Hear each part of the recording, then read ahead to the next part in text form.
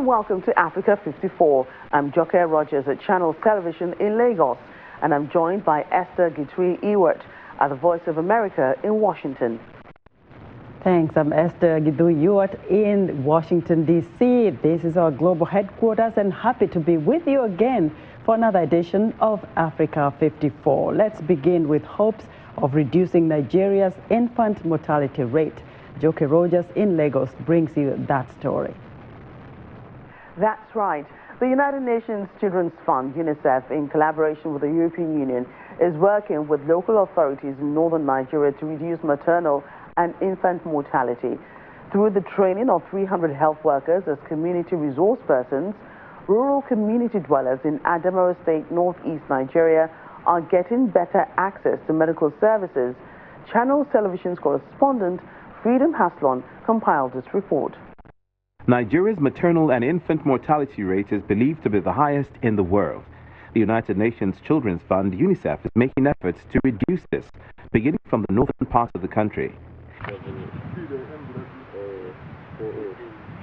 In Adamawa State, northeast Nigeria, international partners United Nations Children's Fund and the European Union are working with the state's primary healthcare development agency to improve health services and also cut the rates.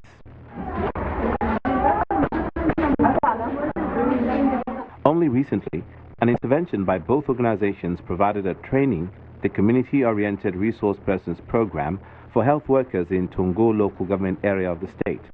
The training aims to strengthen the capacity of health workers in maternal, infant, and child health, especially in remote communities where access to quality health care is a challenge. Shaibu Njida is one of those trained to provide first aid treatment in Mayogbagba, a community which is 30 kilometers away from the nearest health facility. He moves from house to house, attending to sick children and women. UNICEF has invited us for the they train us and they give us a drugs that will help my I can help my communities. There are some certain drugs that they are giving us, and we are helping our communities. They give us a training on how to give ACT, ORS, and amoxicillin tablet, zinc tablet. That is fever, cough, diarrhea,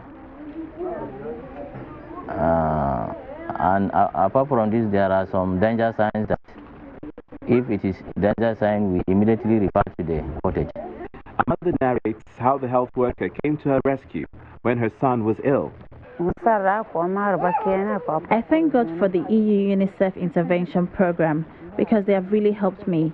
My son took ill at night and there was no medical personnel in our village, and the closest medical facility is very far. I thank God that the call man came to the rescue and gave him first aid treatment before we could access the clinic. The director of the Maternal and Child Health in Tungo Health Center attests to the positive impact of the training, which is already translating into reduced deaths amongst children under 5 and pregnant women. The EU UNICEF trained the 318 corps and the supervisors on RAS, how to insert RAS, that is pre-referral treatment. Formerly, when they cannot handle the case, especially we have some danger signs.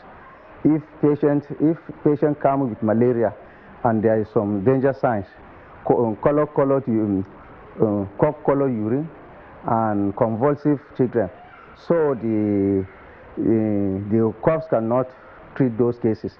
They will just refer them without pre-referral treatment. But now, this year, they introduce RAS, that is pre-referral treatment, and it saves lives. In 2017, UNICEF received support from the European Union to support 3 states in northern Nigeria to improve healthcare services.